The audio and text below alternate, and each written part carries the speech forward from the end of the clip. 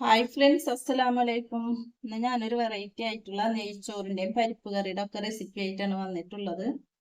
നല്ല ടേസ്റ്റി ആയിട്ട് സിമ്പിൾ ആയിട്ടും ചെയ്യാൻ പറ്റിയതാണത്.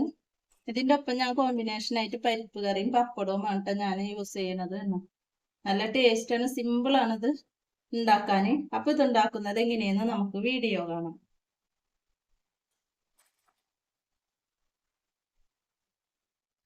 നെയ്ച്ചോറ് ഉണ്ടാക്കാൻ വേണ്ടി ഞാനൊരു കുക്കർ അടുപ്പത്ത് വെച്ചിട്ടുണ്ട്. പെട്ടെന്ന് തന്നെ ഉണ്ടാക്കാൻ വേണ്ടിയാണ് ഞാൻ കുക്കറിൽ വെച്ചിട്ടുള്ളത്. അപ്പോൾ കുക്കർ നല്ലപോലെ ചൂടായി വന്നിട്ടുണ്ട്. ഇതിലേക്ക് നമുക്ക് നെയ്യാണ് ഒഴിച്ചു കൊടുക്കുന്നത്. ഞാനിപ്പോൾ ഒരു 1.5 സ്പൂണോളം നെയ്യ് ഒഴിച്ചു കൊടുക്കുന്നുണ്ട്.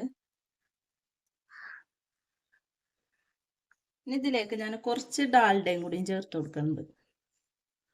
അധികമൊന്നുമില്ല കേട്ടാ, 1 സ്പൂണോളം ഡാൽഡയും ചേർത്ത് കൊടുക്കുന്നുണ്ട്. ഇനി നെയ്യൊക്കെ ഒന്ന് മെൽറ്റായി വന്നിട്ടുണ്ട്. ഒന്ന് മെൽറ്റാവട്ടെ.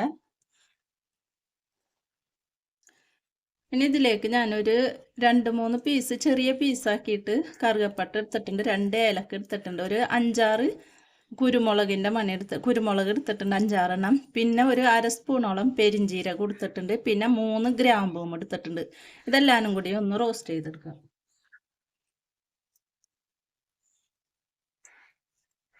ഇതിലേക്ക് ഇട്ട് കൊടുക്കുന്നുണ്ട്. നമുക്കിതൊന്ന് റോസ്റ്റ് ചെയ്തെടുക്കാം. ഏലക്കായന് ഞാനൊന്ന് കൈ കൊണ്ട് ഇങ്ങനെ പൊട്ടിച്ചിട്ടിടുന്നുണ്ട് കേട്ടോ. അപ്പം അതിൻ്റെ ഫ്ലേവറൊക്കെ ഒന്ന് ഇറങ്ങിക്കോളും.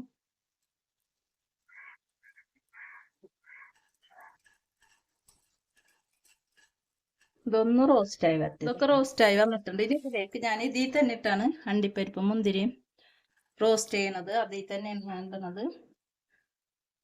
നമുക്ക് വേണമെങ്കിൽ റോസ്റ്റ് ചെയ്ത് വേറെ മാറ്റി വെക്കാട്ടത് വേണ്ടത്. ലാസ്റ്റ് ചേർക്കാൻ എന്തെങ്കിലും ചെയ്യുക. ഞാനിപ്പോ ഒന്നായിട്ടിട്ട് മാറ്റി വെക്കണമെന്നില്ല, ഇതോടൊപ്പം തന്നെയാണ് ഞാൻ ചെയ്തെടുക്കുന്നത്.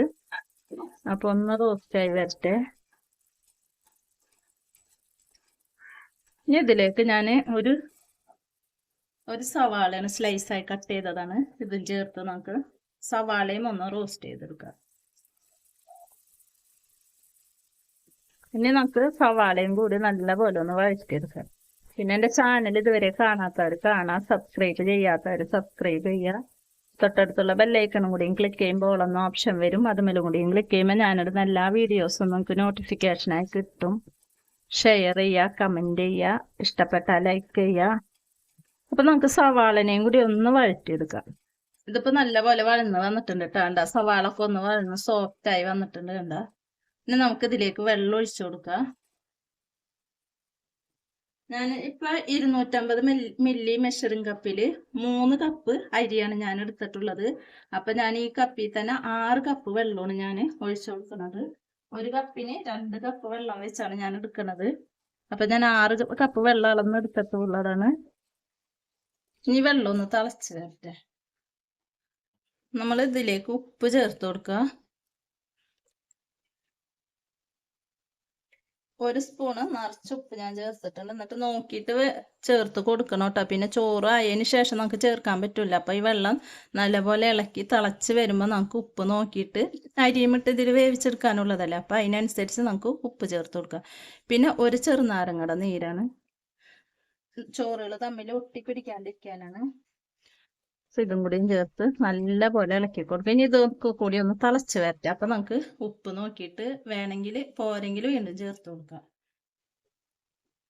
ഇതിപ്പോൾ ഞാൻ അരി അളന്ന് വെച്ചേക്കണതാണ്. ഞാനിപ്പോൾ 250 മില്ലി മെഷറിംഗ് കപ്പിൽ 3 കപ്പ് അരിയാണ് എടുത്തിട്ടുള്ളത്. കണ്ട നെയ്ച്ചോറിൻ്റെ അരിയാണിത്. ഇനി നമുക്കിത് നല്ലപോലെ കഴുകിയെടുക്കാം. ആ വെള്ളം തിളച്ച് വരുമ്പോഴത്തേനും നമുക്കിത് കഴുകിയെടുക്കാം. ഇതിപ്പോൾ നല്ലപോലെ തിളച്ച് വന്നിട്ടുണ്ട്. ഞാൻ ഉപ്പ് നോക്കിയപ്പോൾ ഉപ്പ് കുറവുണ്ടായി. അപ്പം നമുക്ക് കുറച്ച് ഉപ്പും കൂടി ചേർത്ത് കൊടുക്കുക. എന്താണെന്ന് വെച്ചാൽ ഉപ്പ് കുറവായാൽ പിന്നെ ചോറിന് ഉപ്പ് ഉണ്ടാവില്ല. അപ്പം ഞാൻ കുറച്ച് ഉപ്പും കൂടി ചേർത്ത് കൊടുക്കുന്നുണ്ട്. ഞാനിപ്പോൾ മൊത്തം ഒരു 1.5 സ്പൂണോളം ഉപ്പ് ചേർത്തിട്ടുണ്ട് കേട്ടോ. നല്ലപോലെ ഇളക്കി കൊടുക്കുക. ഇനി നമുക്കിപ്പോൾ ഞാൻ അരി കഴുകിയെടുത്തിട്ടുണ്ട്, അരി ഇട്ട് കൊടുക്കുക. അരി മുഴുവനായിട്ട് ഇട്ട് കൊടുത്തിട്ടുണ്ട്. ഇനി നമുക്കിത് നല്ല പോലെ ഒന്ന് ഇളക്കി കൊടുക്കാം. എന്താണെന്ന് വെച്ചാൽ അല്ലെങ്കിൽ അരി കട്ട കിട്ടും ഇളക്കി കൊടുത്തില്ലെങ്കിൽ. അപ്പം നമുക്ക് നല്ല പോലെ ഇളക്കി കൊടുക്കുക. ഇനി ഇതിലേക്ക് ഞാൻ 2 മുളക് ഇട്ട് കൊടുക്കുന്നുണ്ട്. കീറിയിട്ടൊന്നുമില്ല കേട്ടോ, മുഴുവനോട് തന്നെ ഇട്ട് കൊടുക്കണേന്.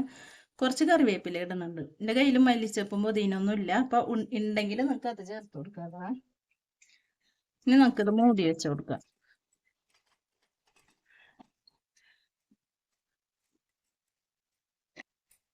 ഇത് മൂടി വെച്ച് കൊടുത്തിട്ടുണ്ട്. ഇനി നമുക്കിത് ഒരു വിസില് ഫുള്ള് വന്നതിന് ശേഷം നമുക്ക് ഒരു സെക്കൻഡ് കൂടി നിർത്തിയതിന് ശേഷം ഫ്ലെയിം ഓഫ് ചെയ്തിട്ട് മാറ്റി വെക്കാം. എന്നിട്ട് അപ്പം തന്നെ എയർ നമ്മൾ പൊക്കി കളയാൻ പാടില്ല.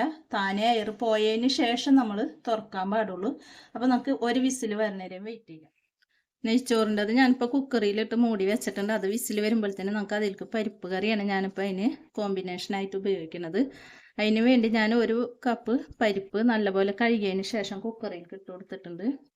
പിന്നെ ഞാനൊരു പകുതി സവാള എടുത്തിട്ടുണ്ട്, അതും ചേർത്ത് കൊടുക്കുന്നുണ്ട്. പിന്നെ 2 തക്കാളി എടുത്തിട്ടുണ്ട്. പിന്നെ എരിവിനനുസരിച്ച് പച്ചമുളക് ചേർക്കട്ടെ. ഞാനിപ്പോൾ ഒരു 3-5 പച്ചമുളക് എടുത്ത് ഞാൻ കട്ട് ചെയ്തതാണ്. ഇനി ഇതിലേക്ക് ഞാൻ 3/4 സ്പൂണോളം മഞ്ഞൾപ്പൊടി ചേർക്കുന്നുണ്ട്. പാകത്തിനുള്ള ഉപ്പും ചേർത്ത് കൊടുക്കുക. ഇനി ഇതിലേക്ക് പാകത്തിനുള്ള വെള്ളവും ഒഴിച്ച് ഒരു 3 വിസിൽ വരുന്നവരെയും വെയിറ്റ് ചെയ്യുക. നല്ലപോലെ ഇളക്കി കൊടുക്കുക. കുക്കർ മൂടി വെച്ച് കഴിഞ്ഞാൽ ഒരു 3 വിസിൽ വരുന്നവരെയും വെയിറ്റ് ചെയ്യുക.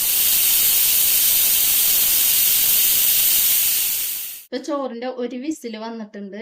ഇനി നമുക്കിത് ഒരു 2 സെക്കൻഡ് കൂടിയും ഫ്ലെയിം ഓഫ് ചെയ്യാതെ വെച്ചിട്ട് ഫ്ലെയിം ഓഫ് ചെയ്തിടുക. എന്നിട്ട് ഇതിന്റെ എയറൊക്കെ പോയതിന് ശേഷം നമ്മൾ തുറക്കാൻ പാടുള്ളൂ കേട്ടോ. പെട്ടെന്ന് തന്നെ നമ്മൾ തുറക്കാൻ പാടില്ല, അപ്പൊ വെന്ത് കിട്ടൂല. അപ്പൊ ഇങ്ങനെ ആകുമ്പോ ശരിക്കും വേവുകയും ചെയ്തോളൂ. ആ വെള്ളമൊക്കെ ശരിക്കും വറ്റി ശരിക്കും വെന്ത് കിട്ടിക്കോളൂ. അപ്പൊ ഫുൾ എയർ പോണ വരെ നമുക്ക് വെയിറ്റ് ചെയ്യാം. ഇതിപ്പോ ഞാൻ പുതിയ കുക്കർ ആയിരുന്നു കേട്ടോ ഒരു വിസിൽ വരുത്തുന്നത്. അല്ലേ 2 വിസിലൊക്കെ, 2ാമത്തെ വിസിൽ ഇങ്ങനെ വരണ ഇതാകുമ്പോ തന്നെ ഓഫ് ചെയ്യണം. അപ്പൊ നമുക്കിത് ഫ്ലെയിം ഓഫ് ചെയ്ത് കൊടുക്കാം. ഇതിപ്പോ ഞാൻ നല്ല പോലെ എയറൊക്കെ പോയതിന് ശേഷം തുറന്നിട്ടുണ്ട്. കണ്ട നല്ല പോലെ വെന്ത് കിട്ടിയിട്ടുണ്ട്, പാകത്തിനായി കിട്ടിയിട്ടുണ്ട്. ഇനി നമുക്ക് ഞാനിതൊരു പാത്രത്തിലേക്ക് മാറ്റണതിന് മുന്നേ ഞാനിതിൽ കുറച്ച് നെയ്യും കൂടിയും ചേർത്ത് കൊടുക്കണ്ട. അധികം ഒന്നും വേണ്ട, കുറച്ച് നെയ്യും കൂടി ഒഴിച്ച് ഒന്ന് നമുക്ക് മിക്സ് ചെയ്ത് കൊടുക്കാം.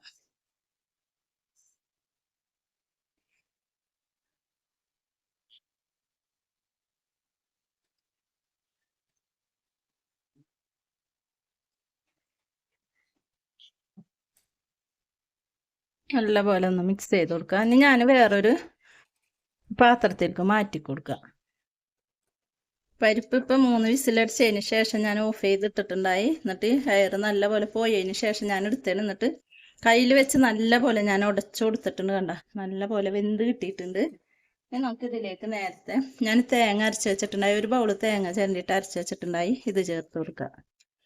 ഇപ്പം അരപ്പും ചേർത്ത് നല്ല പോലെ നമുക്ക് ഇതൊന്ന് ഇളക്കി കൊടുക്കുക. ഇനി വല്ലാണ്ടിട്ട് തിളപ്പിക്കരുത് കേട്ടോ, നമുക്ക് ഇത് ഇളക്കിക്കൊണ്ടേ ഇരിക്കുക. അപ്പം ആ തേങ്ങയും വെന്ത് കിട്ടിക്കോളും, തിളക്കാനും പാടില്ല, വല്ലാണ്ട് ലൂസാവാൻ പാടില്ല കേട്ടോ. ഇതന്നെ ഇത്തിരി ലൂസായി പോയിട്ടുണ്ട്, ഇത്രയും ലൂസ് പാടില്ല. കണ്ട ചെറിയൊരു ലൂസോ പാടുള്ളൂ, ഇത് ഇച്ചിരി ഓവറായി പോയി. കണ്ട ഇത്രയാവാൻ പാടില്ല കേട്ടോ നമ്മൾ നെയ്ച്ചോറിന് പരിപ്പറി ഉണ്ടാക്കുമ്പോ.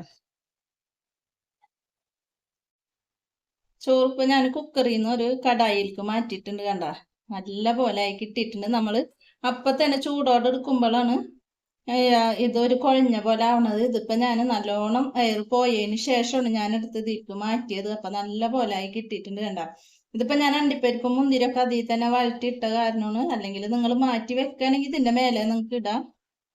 ഇപ്പൊ ഞാൻ ഒന്നിച്ചന്നെ ഇട്ട കാരണം ഇട്ടാ. ഇത്രേ ഉള്ളൂ പരിപാടി. അപ്പൊ സിമ്പിൾ അല്ലേ ചെയ്യാൻ, പെട്ടെന്ന് തന്നെ വീട്ടിൽ വിരുന്നുകാർ വന്നിട്ടുണ്ടെങ്കിലും ഇതേപോലെ കുക്കറിൽ വെച്ചാൽ പെട്ടെന്ന് തന്നെ ആയി കിട്ടുന്നതാണിത്. അപ്പൊ എല്ലാവരും ഇതേപോലെ ഒന്ന് ട്രൈ ചെയ്ത് നോക്കാം. നമുക്കിനി പുതിയ വീഡിയോയിൽ കാണുന്നത് വരെ ഓക്കെ ബൈ.